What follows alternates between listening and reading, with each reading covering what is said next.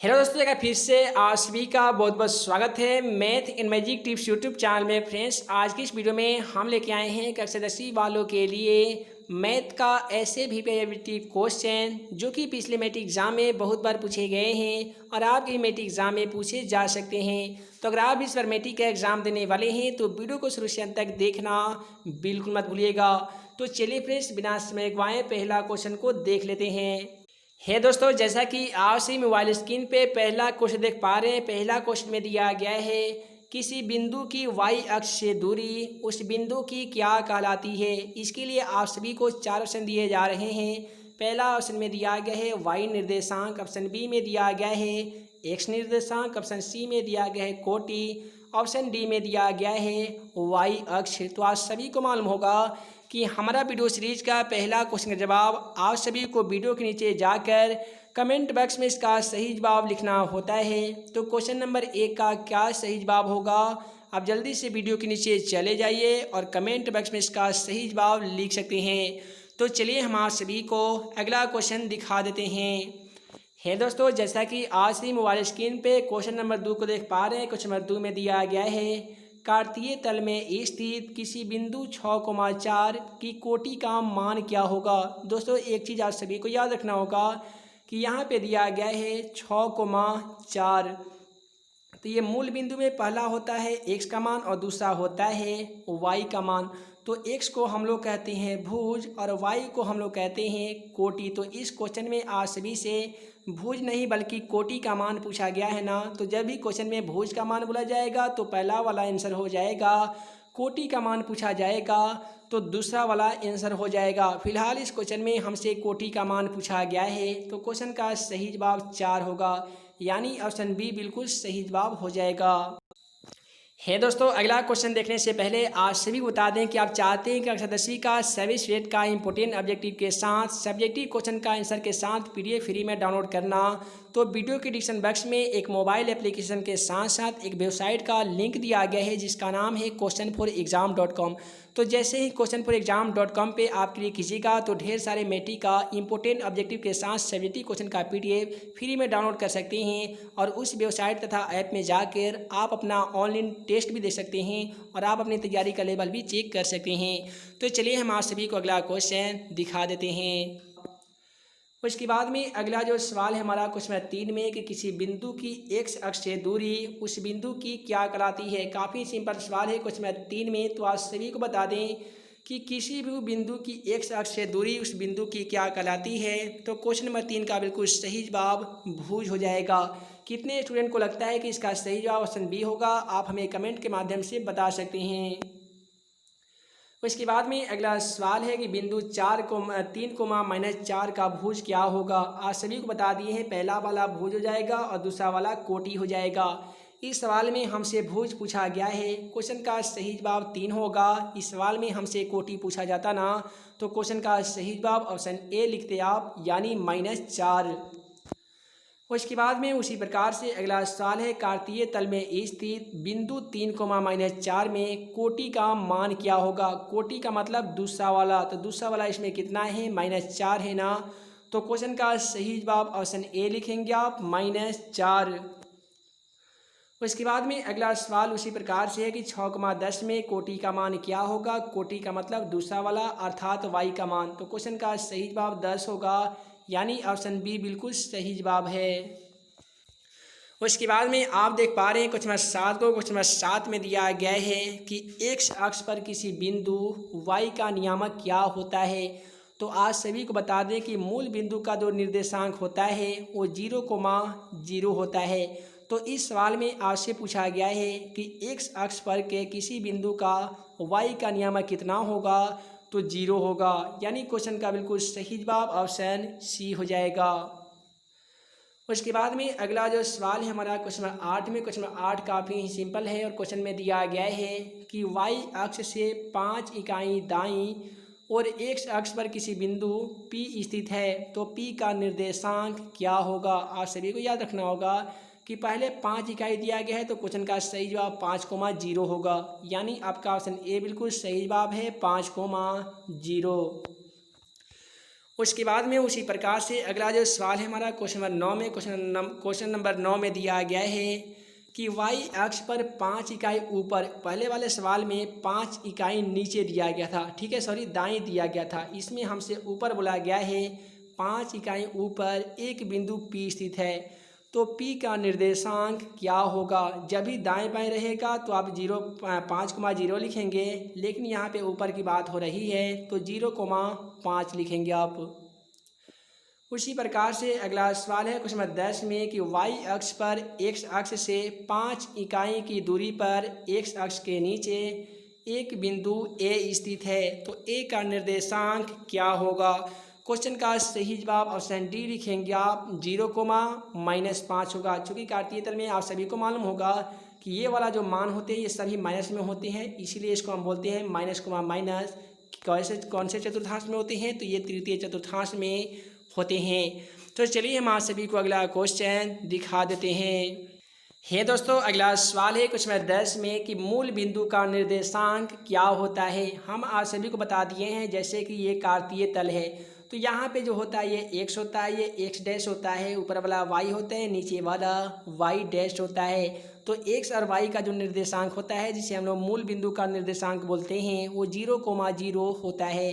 तो क्वेश्चन का बिल्कुल सही जवाब ऑप्शन ए हो जाएगा, 0,0। उसके बाद में अगला सवाल है क्वेश्चन नंबर 12 में कि बिंदु -8,6 किस चतुर्थांश में स्थित है। ऐसा सवाल आपके मैट्रिक एग्जाम में 100% 1 मार्क्स का तो हमेशा रहता है, तो ऐसे सवाल को बनाना काफ़ी सिंपल भी होता है। एक चीज़ आप सभी को याद रखना होता है कि अगर कोई भी बिंदु दोनों प्लस में दिया गया है तो समझ लेना है कि वह बिंदु प्रथम चतुर्थांश में या प्रथम पाद में स्थित होगा। कोई भी बिंदु पहले माइनस हो और बाद में प्लस हो तो समझ लेना है कि द्वितीय चतुर्थांश या द्वितीय पाद में स्थित होगा। कोई भी बिंदु अगर दोनों में माइनस लगा होगा तो समझ लीजिए कि वह बिंदु तृतीय पाद या तृतीय चतुर्थांश में स्थित होगा। अब रहा बात चतुर्थ पाद का, तो कोई भी बिंदु पहले प्लस हो बाद में माइनस हो तो समझ लेना है कि वह बिंदु चतुर्थ पाद में स्थित होगा। तो फिलहाल इस क्वेश्चन में क्वेश्चन नंबर 12 में हमको बोला गया है कि -8,6, तो इस क्वेश्चन में बिंदु में पहले माइनस लगा हुआ है और बाद में जो 6 है वो प्लस में है, तो पहले माइनस बाद में प्लस द्वितीय चतुर्थांश में होता है। तो क्वेश्चन का सही जवाब द्वितीय हो जाएगा। उसके बाद में अगला सवाल है क्वेश्चन 13 में कि बिंदु 3,-3 किस पाद में होगा। यहाँ पे देख लीजिए, पहला जो है वो प्लस है और बाद वाला माइनस है, तो पहले प्लस है बाद में माइनस है, तो ये जो चतुर्थांश में स्थित होगा या पाद में स्थित होगा तो ये चतुर्थ में होगा। चूँकि हम आप सभी को बता दिए हैं कि कोई भी बिंदु पहले प्लस हो बाद में माइनस हो तो ये चतुर्थ पाद में स्थित होता है, अर्थात चतुर्थ चतुर्थांश में स्थित होता है। तो क्वेश्चन का सही जवाब ऑप्शन डी लिखेंगे आप, चतुर्थ पाद। उसी प्रकार से अगला सवाल है क्वेश्चन 14 में कि बिंदु 4,-3 किस चतुर्थांश में स्थित होगा। 4 प्लस में है और 3 माइनस में है, तो पहले प्लस बाद में माइनस कौन से पाद में होता है, तो ये चतुर्थ पाद में होता है। तो क्वेश्चन का सही जवाब चतुर्थ पाद या चतुर्थ चतुर्थांश हो जाएगा। उसी प्रकार से अगला सवाल है हमारा क्वेश्चन 15 में कि बिंदु -8,6 किस चतुर्थांश में स्थित होगा। यहाँ पे देख लीजिए, 8 जो है वो माइनस में है और 6 प्लस में है, तो पहले माइनस बाद में प्लस कौन से चतुर्थांश में स्थित रहता है, तो ये द्वितीय चतुर्थांश में होता है। चूँकि पहले माइनस है बाद में प्लस है, तो क्वेश्चन का बिल्कुल सही जवाब ऑप्शन बी हो जाएगा। उसके बाद में अगला सवाल है क्वेश्चन 16 में कि बिंदु -4,3 की स्थिति किस पाद में होगा। तो यहाँ पे देख लीजिए, 4 में माइनस लगा हुआ है और 3 प्लस में है, तो पहले माइनस बाद में प्लस द्वितीय चतुर्थांश में होते हैं, यानी क्वेश्चन का जो बिल्कुल सही जवाब आने वाला होगा वह ऑप्शन बी होगा, द्वितीय पाद। और इसके बाद में अगला सवाल है क्वेश्चन 17 में कि बिंदु 1,5 किस चतुर्थांश में स्थित होगा। तो देख लीजिए, 1 भी प्लस में है और 5 में भी प्लस में है, तो कोई भी बिंदु अगर दोनों प्लस में है तो समझ लेना होगा कि ये प्रथम कोऑर्डिनेट यानी प्रथम चतुर्थांश में होगा, यानी क्वेश्चन का बिल्कुल सही जवाब ऑप्शन ए हो जाएगा। उसके बाद में अगला जो सवाल है क्वेश्चन 18 में कि बिंदु -3,-5 किस चतुर्थांश में स्थित होगा। इसे देख लीजिए, ये बिंदु दोनों में माइनस लगा हुआ है, यानी माइनस कोमा माइनस है, और हम आप सभी को बता दिए हैं जब दोनों बिंदु माइनस में होता है ना तो ये तृतीय पाद अर्थात तृतीय चतुर्थांश में स्थित रहता है। तो क्वेश्चन का जो बिल्कुल सही जवाब होगा वो ऑप्शन सी हो जाएगा, तृतीय चतुर्थांश। और इसके बाद में अगला सवाल है क्वेश्चन नंबर 19 में कि बिंदु 4,3 की स्थिति किस पाद में होगा। 4 को देख लीजिए प्लस में है, 3 भी प्लस में है। जब दोनों प्लस में रहता है ना तो आप सभी को समझ लेना होगा कि ये प्रथम पाद में है अर्थात प्रथम चतुर्थांश में स्थित होगा। क्वेश्चन का बिल्कुल सही जवाब ऑप्शन ए हो जाएगा।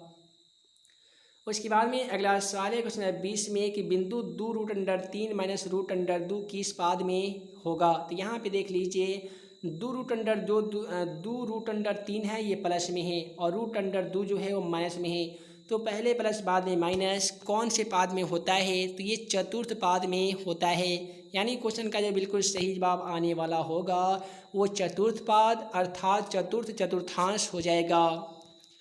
उसी प्रकार से अगला सवाल है क्वेश्चन में 21 और 22 सेम टू सेम है, दोनों में माइनस लगा हुआ है। और हम आज सभी को बता दिए हैं कि जब दोनों बिंदु में माइनस लगा होता है ना तो समझ लीजिए कि तृतीय पाद अर्थात तृतीय चतुर्थांश में होगा। तो ये दोनों सवाल में दोनों में माइनस लगा हुआ है तो दोनों का आंसर तृतीय पाद हो जाएगा। तो क्वेश्चन नंबर जो 22 का जो सही जवाब होगा उसका भी होगा ऑप्शन सी तृतीय पाद। क्वेश्चन नंबर 21 का भी होगा सही जवाब ऑप्शन सी तृतीय पाद। तो चलिए हम आप सभी को अगला क्वेश्चन दिखा देते हैं। दोस्तों अगला सवाल है क्वेश्चन नंबर 23 में कि बिंदु -4,3 की दूरी मूल बिंदु से क्या होगी। आप सभी को मूल बिंदु से दूरी बराबर एक फार्मूला याद करना होगा, वह होता है √x² प्लस होता है y²। तो यहाँ पे आपको चाहिए इस दूरी ज्ञात करने के लिए x का मान और y का मान आपको प्रश्न में दिया गया है -4,3। तो आप सभी को बता दें कि x का इसमें जो मान होगा वो -3 हो जाएगा, तो y का जो मान होगा वो दूसरा वाला यानी 4 हो जाएगा। तो आपको फार्मूला में बना है कि x², तो x की जगह पे आप लिख सकते हैं -3 का स्क्वायर, आप इसे लिखेंगे -3 का स्क्वायर और प्लस y का मान 4 है तो आप यहाँ पे 4 का स्क्वायर लिख सकते हैं। दोस्तों आज सभी को बता दें कि -3 का स्क्वायर भी कितना होता है, तो √9 होता है और 4 का स्क्वायर कितना होता है, तो 4 चौका 16 होता है। आज सभी को मालूम होगा कि 16 में अगर हम लोग 9 को ऐड करते हैं तो √25 आता है और 25 का वर्गमूल कितना होता है, तो 25 का वर्गमूल 5 होता है। यानी क्वेश्चन का जो बिल्कुल सही जवाब आने वाला होगा वो 5 हो जाएगा। चलिए ऑप्शन के माध्यम से देख लेते हैं। तो क्वेश्चन नंबर 23 का ऑप्शन डी में मौजूद है 5, अतः क्वेश्चन का सही जवाब ऑप्शन डी हो जाएगा। उसके बाद में उसी प्रकार से अगला सवाल है क्वेश्चन नंबर 24 में कि बिंदु 2,3 की दूरी मूल बिंदु से क्या होगी। मूल बिंदु से तो दूरी ज्ञात करना काफ़ी सिंपल होता है। फॉर्मूला हम आज भी बता दिए हैं कि √x² प्लस y² होता है। तो x का मान देख लीजिए 2 है तो आप यहाँ पे 2 का स्क्वायर आप सभी को लिखना होगा। 2 का स्क्वायर कितना होता है, तो 4 होता है। y का स्क्वायर देख लीजिए, y का मान 3 है तो 3 का स्क्वायर कितना होगा, तो 3 तिहाई 9 हो जाएगा। दोस्तों आज सभी को बता दें कि 9 में अगर आप सभी 4 को ऐड करते हैं तो कितना होता है, तो 9 4 13 हो जाता है। क्वेश्चन का जो बिल्कुल सही जवाब आने वाला होगा वो √13 हो जाएगा। चूँकि 13 का कोई भी वर्गमूल नहीं होता है अतः ये रूट में ही रहेगा। चलिए ऑप्शन के माध्यम से देख लेते हैं कि √13 दिया गया है या नहीं। तो अगर आप ऑप्शन सी को देखें तो √13 दिया जा चुका है, जो क्वेश्चन का बिल्कुल सही जवाब हो जाएगा। उसी प्रकार से अगला सवाल है क्वेश्चन 25 में बिंदु 4,-5 की दूरी मूल बिंदु से क्या होगी। तो उसके लिए भी आपको फार्मूला का यूज़ करना होगा √x² प्लस y², जो मूल बिंदु से दूरी ज्ञात करने के लिए एक सूत्र होता है। x का मान यहाँ पे 4 है तो आप 4 का स्क्वायर लिखेंगे, 4 चौका 16। y का मान देख लीजिए -5 है, -5 का स्क्वायर तो प्लस हो जाएगा, क्योंकि माइनस का स्क्वायर क्या होता है, प्लस हो जाता है। तो 5 का स्क्वायर आज सभी को मालूम होगा कि 5 25 रहता है। उसके बाद में आपको क्या करना होगा कि 25 में 16 को ऐड करना होगा।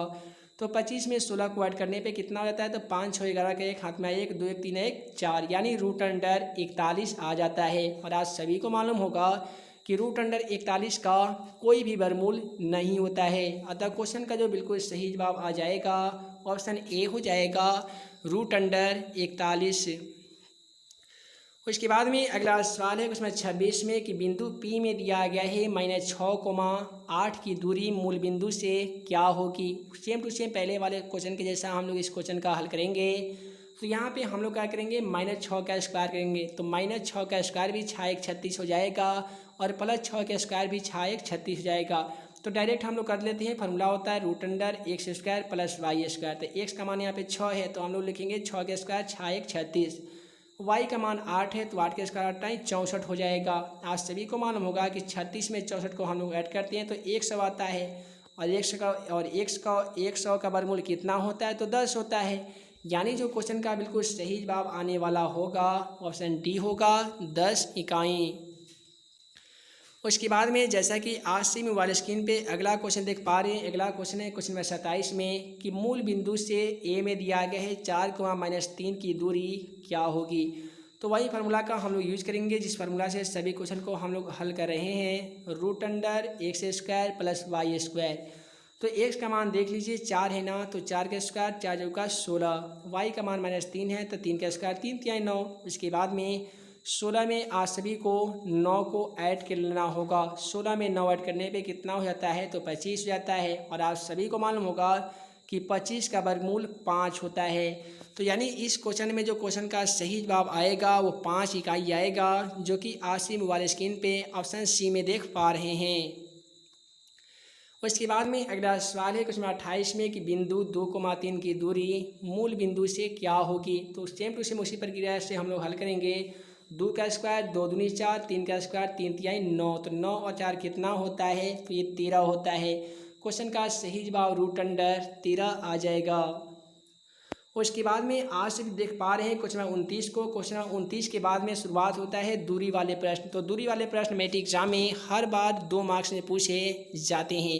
तो ये दोस्तों ऐसे सवाल अगर आपके मैट्रिक एग्जाम में पूछे जाते हैं कैसे हल करना है, क्वेश्चन 29 को ही देख लीजिए। दिया गया है कि बिंदु 2, 3 एवं -2, 3 के बीच की दूरी क्या होगी। इसके लिए हम लोग एक फार्मूला का यूज करते हैं, वह होता है √x2 - x1 का होल स्क्वायर और प्लस में होता है y2 - y1 का होल स्क्वायर। ठीक है। उसके बाद में आप क्या करेंगे कि x2 का मान देख लीजिए, ये आपका जो हो जाएगा ये x1 का मान हो जाएगा, दूसरा y1 का मान। इसी प्रकार से इसमें ये हो जाएगा x2 का मान और ये हो जाएगा y2 का मान। हमें चाहिए सर्वप्रथम x2 का मान। तो x2 का मान यहाँ पे -2 है, तो -2 का आप यहाँ पे लिखेंगे -2, फिर -x1 का मान। x1 का मान 2 है तो आप यहाँ पे 2 लिखेंगे, इसको कोष्ठ में बन करके स्क्वायर करना है, चूँकि ये फार्मूला से ही दिया गया है। उसके बाद में हमें चाहिए y2 का मान। y2 का मान देख लीजिए 3 है, -y1 का मान भी कितना है, तो 3 है, इसका भी आप कर दीजिएगा स्क्वायर।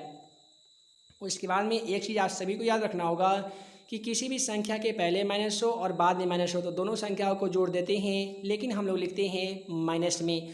तो -2 और -2 मिलके -4 हो जाएगा, और -4 का स्क्वायर भी 16 और +4 का स्क्वायर भी 16 हो जाएगा। तो यहाँ पे ध्यान से समझिएगा, माइनस और -2 मिलके -4 हो गया, इस पे स्क्वायर लगा हुआ था, तो -4 का स्क्वायर कितना हो गया, तो +16 हो गया। उसी प्रकार से 3 में से 3 गया तो 0 हो गया, 0 का स्क्वायर कितना, तो 0। अब आप क्या कीजिएगा कि 0 में अगर आप 16 को जोड़िएगा तो 16 ही होगा, और 16 का वर्गमूल कितना होता है, तो 4 होता है, 4 चौका 16। यानी क्वेश्चन का बिल्कुल सही जवाब ऑप्शन बी होगा, जो कि 4 दिया जा चुका है।